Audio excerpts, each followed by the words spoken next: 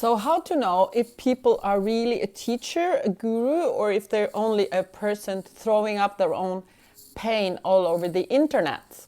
So if you're spiritual, you're other people oriented.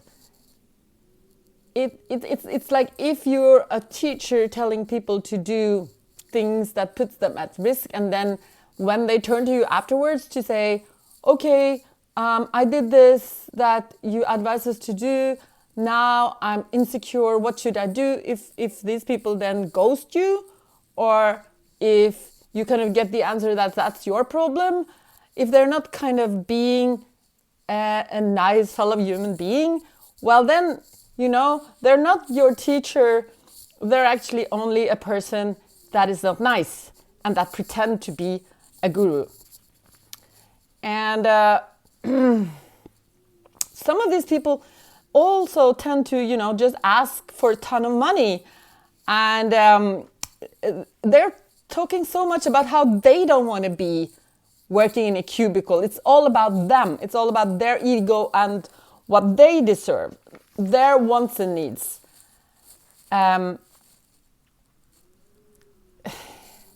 Also, they tend to kind of talk about themselves when they're talking to you. So they're teaching how to not be a nice person. And this might be a good advice for people that are very much an empath or empathic, so they can't set boundaries between themselves and others.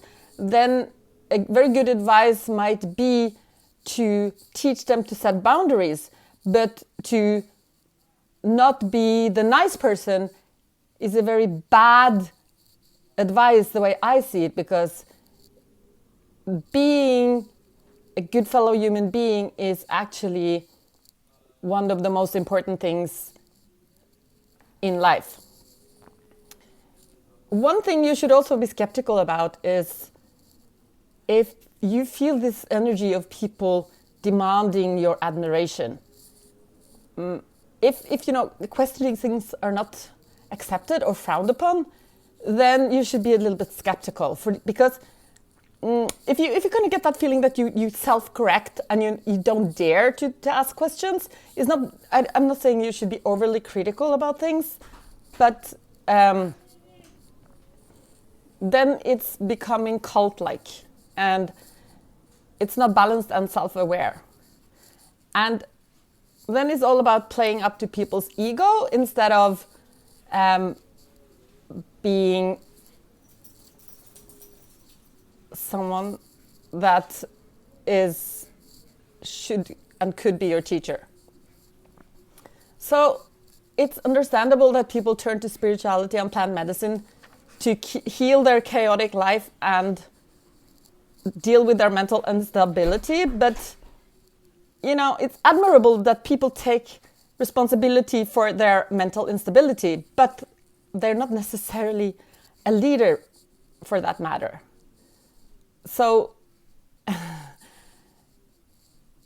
to be a leader means that you can actually, you teach lessons that you can take responsibility for people following those teachings. So another thing is like that the hallmark of science is to consider that you can always be wrong. You will and you can and you will be wrong. And the same thing is true for spirituality.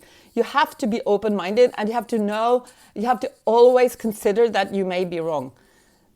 And the science is about testing your beliefs against the world and then to check with the empirical reality if your theory is right. So that's actually what you need to do as a spiritual person too, because unless you run the risk of becoming dogmatic.